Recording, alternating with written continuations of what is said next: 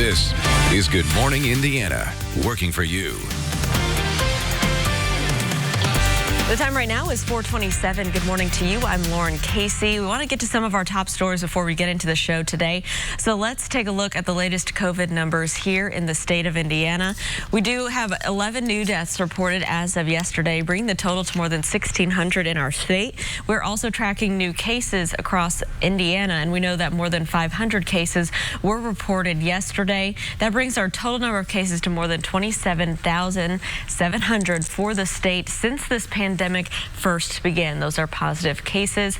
We'll continue to keep you updated on the latest cases and break it down a little bit more by county. That is coming up. But right now, we do want to take a turn to our forecast. Todd, here in the studio, I can hear the rain coming down. And of course, right when I pulled up this morning, it started pouring, so I had to walk in the rain. What can we expect as we head out the door this Monday?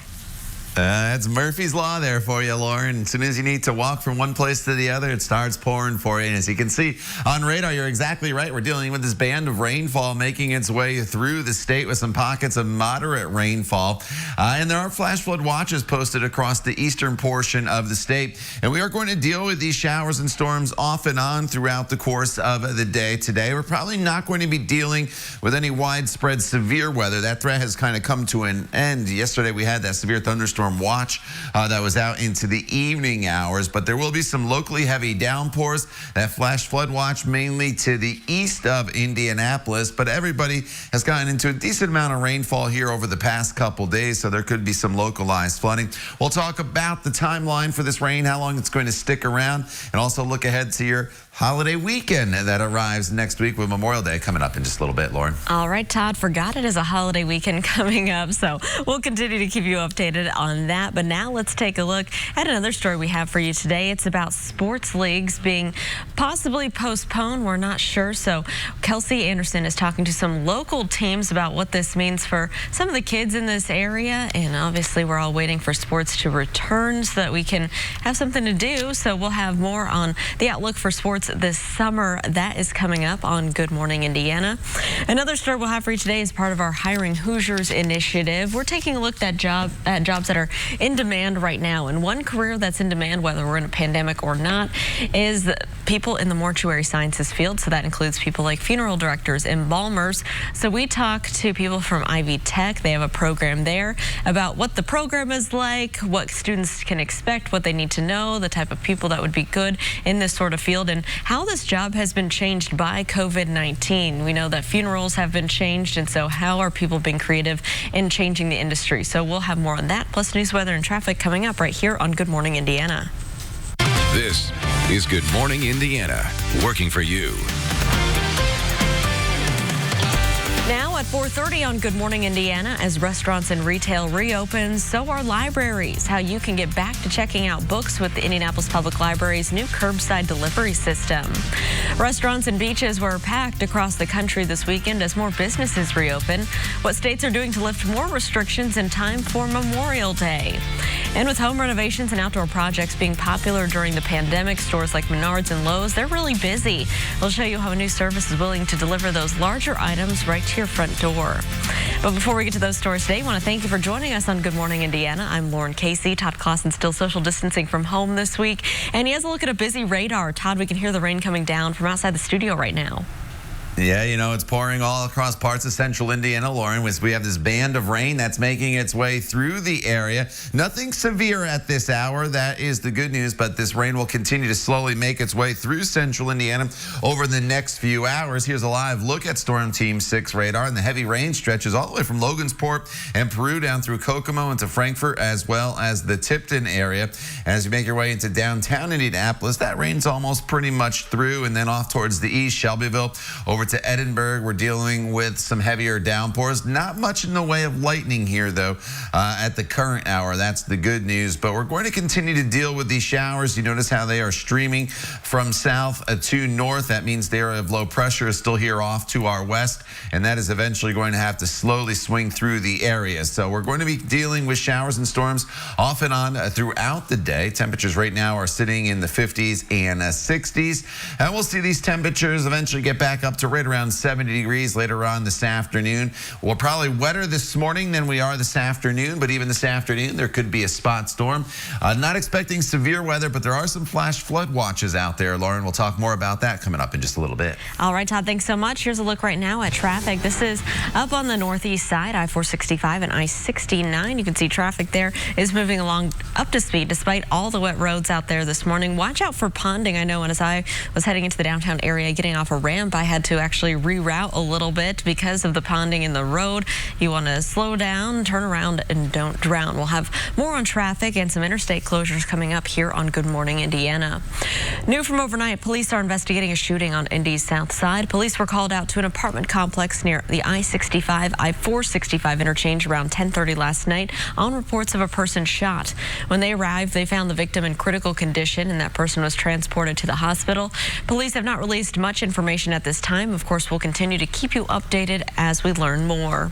A statewide silver alert has been issued for a missing woman from Morgan County. Police are asking for your help to find 81-year-old Patsy Clark. She was last seen in Morgantown yesterday afternoon wearing a sweatshirt turned inside out. Patsy is believed to be driving a red 1990 Ford Explorer with Indiana license plate VTL243. If you know where she is, please call the Morgan County Sheriff's Department or 911. Now to the latest on COVID-19 outbreak and Indiana's death toll. It's now surpassed 1,600. The Indiana State Department of Health reporting 11 new deaths, bringing the total to 1,607 new deaths, or total deaths rather. 511 new cases were also reported as of yesterday. More than 27,000 Hoosiers have tested positive since the pandemic began. More than 8,000 of those cases were confirmed here within Marion County. Several Indianapolis public libraries are beginning to reopen with curbside delivery. Starting today, you can request library materials online or over the phone at any of the 5 designated locations. They include Central Library, the East 38th Street branch, Glendale, Pike, and Southport branches.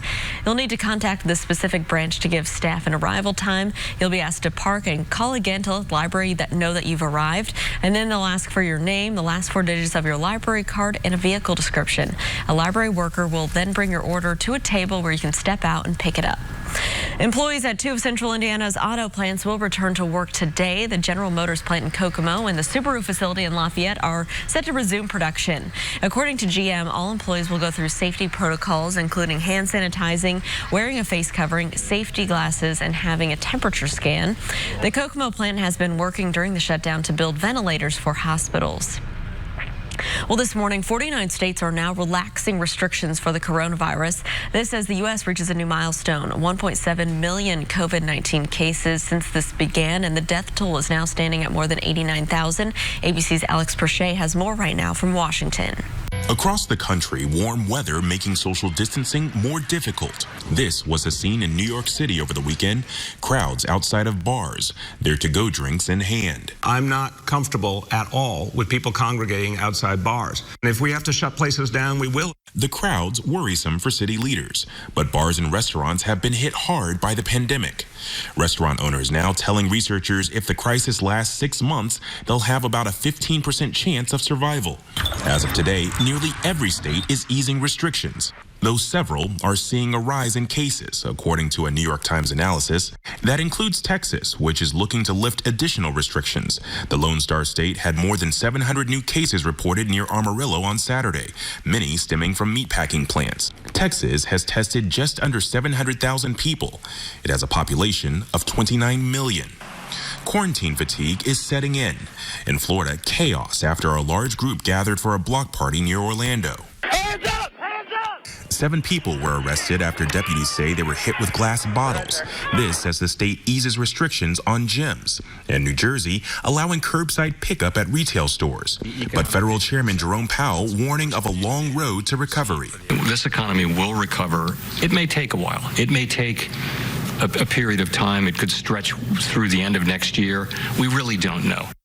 And speaking of the recovery, President Trump, who's been pushing to get the country back up and running, even making an unannounced call into a live PGA event, saying that he was happy that pro golfers were back out on the greens. Alex Perche, ABC News, Washington. Well, home improvement stores like Menards or Lowe's have been busy as people purchase new patio furniture, mulch, even a grill.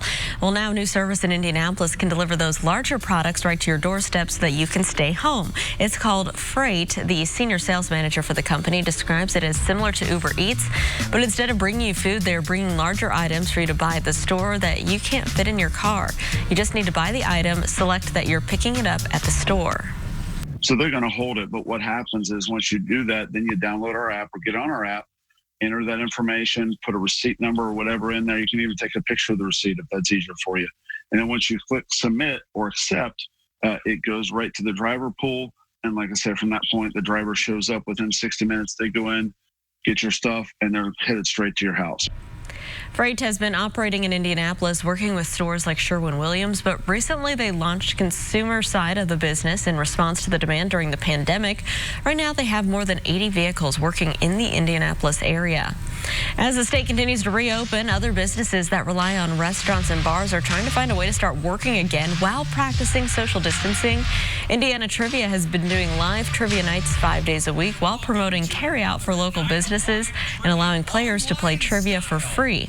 This Friday, anyone who makes a purchase at a Carmel restaurant and shows a copy of their receipt is eligible to play and win a cash prize. They are also now transitioning to start trivia nights at bars and restaurants again the first week of June, but the games in person will have some changes involved for everyone's safety. We are doing everything where the players won't actually have to leave their table. And because they're not leaving their table and because our host won't actually be walking around throughout, we're not technically considered live entertainment, which has in turn helped the venues pull the trigger and say, let's get some form of entertainment back in the door, which has been great for us to bring our hosts back to work, basically.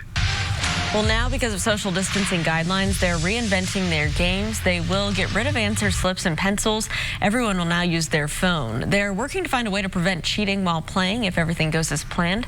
Their Trivia League playoffs will continue in July.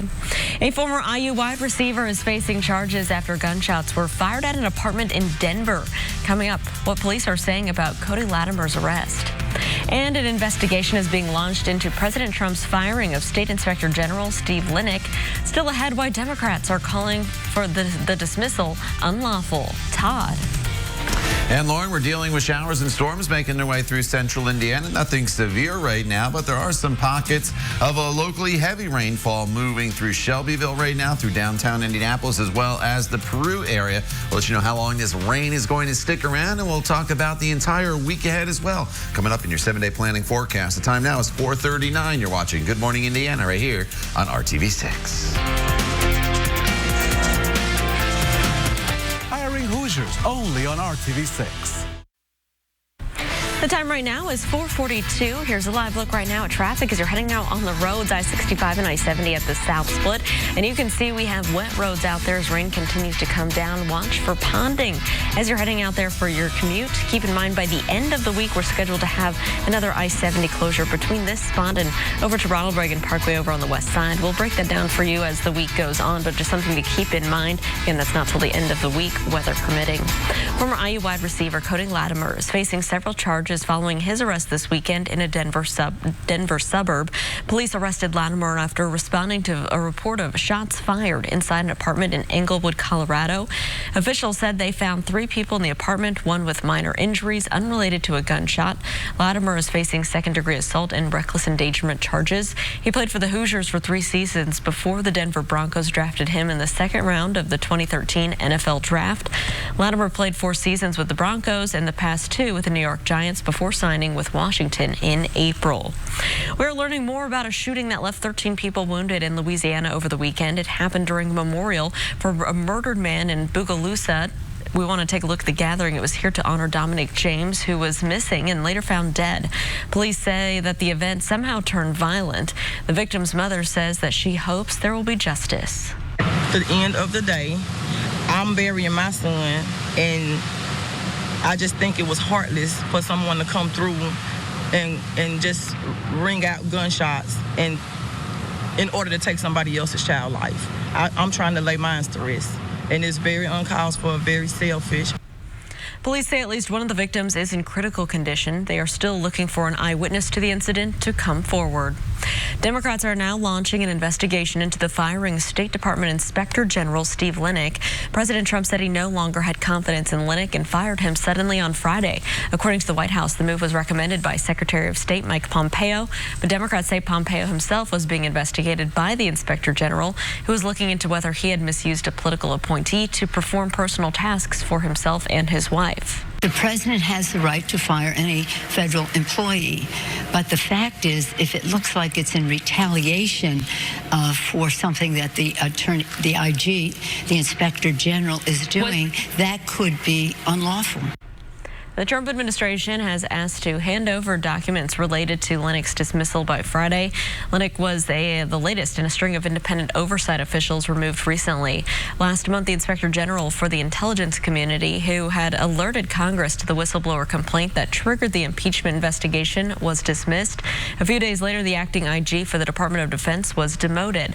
The president then moved to replace Christy Grimm, a top official at the Department of Health and Human Services, after she pointed out shortages and testing delays at hospitals and amid the coronavirus pandemic. For the first time in its 73-year history, the World Health Assembly won't be held in person. Members from the World Health Organization will gather virtually later today for the annual Oversight Convention. Typically, members discuss a wide range of global health topics, but the main focus this year, of course, will be on the current pandemic. WHO members who are expected to talk about plans for the COVID vaccines and other possible solutions to the health crisis. Starting today, Uber has some new guidelines to help people feel more at ease about calling a ride. Drivers will now have to send a selfie in the app to show that they're wearing a mask. They'll also have to complete a checklist with each new ride that confirms that they don't have symptoms of COVID-19. Their vehicle has been sanitized and their hands are washed. Riders will also have to confirm they're wearing a mask, but they will not be required to send a selfie. All right, let's get a check of our forecast right now. Rain coming down around central Indiana. Todd, what can we expect? Yeah, I just went outside and looked out my front door, Lauren, and there's a lot of puddles out there on the streets as this rain is pretty heavy in spots this morning as it makes its way through the area. It's a band of rainfall that's essentially lifting from south to north. So the heaviest of the rain right now is in northern locations, Peru to Logansport, Kokomo, between Frankfort and Tipton. The heavy rain is coming down. Not much in the way of lightning. That's the good news. It's just some good old-fashioned rainfall. You could see some light rain now in downtown Indianapolis, Brownsburg to Plainfield, dealing with a pocket of moderate rainfall. Then there's some downpours near Shelbyville. It does look like, as I move the map here from the banner, it looks like there's one little lightning strike over there in the Greenfield area. But none of this is severe. That is the good news. Then some light showers in Spencer, as well as the Bloomington area. And this rain, as I mentioned, is moving basically from south to north with a little bit of an eastward component. And what we have going on is the area of low pressure is still off here to our west, and we have the counterclockwise flow. So all the rain we're dealing with right now is out ahead of this area of low pressure, but eventually that low is going to slowly make its way through the area, bringing us additional showers later on this afternoon. But I think the heaviest of the rainfall is this morning. You notice it shifts off east of Indianapolis as we get into the 8 and 9 o'clock hour, and then by the time we get to the noon hour, it's finally pushing off into Ohio. And at this point, there'll be some dry hours this afternoon for you to get out and about. Sun may even pop out, but there'll still be the chance of some scattered showers off and on as we work our way into the evening hours. Now, given the heavy rainfall that we've had and that is yet to come in spots, we have a flash flood watch here on the far eastern side of the state. Temperatures this morning are sitting in the 50s and 60s across the area, and we'll get these temperatures up to right around 70 degrees for your afternoon high, 70, 71, and that's fairly seasonal for this time of year, just a degree or two below normal. But again, we'll be dealing with drier conditions this afternoon compared to what we have out there currently this morning. Here's your 7-day planning forecast. We'll deal with more scattered showers tomorrow, 69, 67 with some clouds on Wednesday. And we've kind of changed this forecast a little bit from last week when we were expecting dry conditions. I mentioned on Friday, the fly in the ointment was that tropical system that developed across Florida, and it did. And so that's kind of backlogging the weather here in central Indiana. And unfortunately for us, that means this area of low pressure that I was talking about earlier, giving us the rain, is kind of sitting across the area. So that's why more in the way of clouds, a little cooler here Tuesday and Wednesday, but nothing drastically cooler. And then as we head into Memorial Day weekend, we are heating up. In fact, by the time we get to Sunday, which would have been the day for the Indy 500, we're looking at a temperature of 84 degrees. All right, Todd, thanks so much. Let's take a look right now at traffic as you're heading out on the roads. This is a look at the wet roads on I-465 and West 38th Street. You can see traffic in this spot is traveling up to speed despite the ponding out there. We'll continue to keep you updated as you're heading out on your roads this Monday morning. Today is HIV Vaccine Awareness Day. The National Institutes for Health says the annual event recognizes work to develop such a prevention tool. The day honors scientists and health professionals as well as volunteers and community members. It's a way to educate others on the importance of a preventative HIV vaccine and the research involved. The NIH says a vaccine is critical in ending the HIV pandemic. Sunday was all about Michael Jordan. ESPN's popular Last Dance documentary on the basketball legend aired its finale. Jordan got another record to add to his collection. His Air Jordan 1s are now the most expensive sneakers ever auctioned. Sotheby's says that they broke the world record with a price tag of $560,000. The auction house says Jordan himself wore them during the games in the 80s and signed them. He liked the shoes mismatched, so one sneaker is size 13, the other is 13.5. 10 bidders battled for the shoes, setting the price up to more than 3 times the estimated value. Jonah Hill is reportedly the most foul-mouthed actor of all time. That's according to Buzz Bingo, that looked at swearing in 3,500 films. It found that Hill used 376 curse words throughout his career, just ahead of Leonardo DiCaprio, who had 361. Other contenders were Samuel L. Jackson, Adam Sandler, and Al Pacino. The study also found that Martin Scorsese's The Wolf of Wall Street had the most swearing, with 715 expletives. That's also thanks in part to Hill's performance. Well, the town of Lapel is stepping up to honor the class of 2020 during the pandemic. After the break, the project the community put together this weekend to help those seniors celebrate. They say they can't sew any of these masks, so their option during this pandemic. I'm Rafael Sanchez. That story at 6 a.m. when I join Lauren and Todd for Good Morning, Indiana. They're working for you. Welcome back. This morning, a small town in Indiana is celebrating their high school seniors in a big way. Over the weekend, volunteers spent the day hanging up these banners for the Lapel High School class of 2020. It all started from a simple Facebook post, and after seeing this done in another community, in just an hour and 20 minutes, the community raised $1,400 to hang the banners around Lapel. We talked to the woman who organized the entire fundraiser, and she also has a senior at the school. I had people texting me like, hey, we see that you've raised enough money. I still really want to give to this. And I had to tell people, like, we've got it. Like, it was amazing how quickly people came through. People that have graduated from Lapel, have kids that go to Lapel, teachers, anyone you can think of in the community. I mean, they just chipped right in and did it so quickly. The banners will stay up at least through May 31st. On that day, each senior will get to graduate one by one in the auditorium. And then at 5 o'clock, there's a parade down Main Street where the entire community will be able to celebrate. That is pretty cool. All right, Todd, as people are heading out maybe to work to start their work week on this Monday, we don't have the best forecast for their morning drive.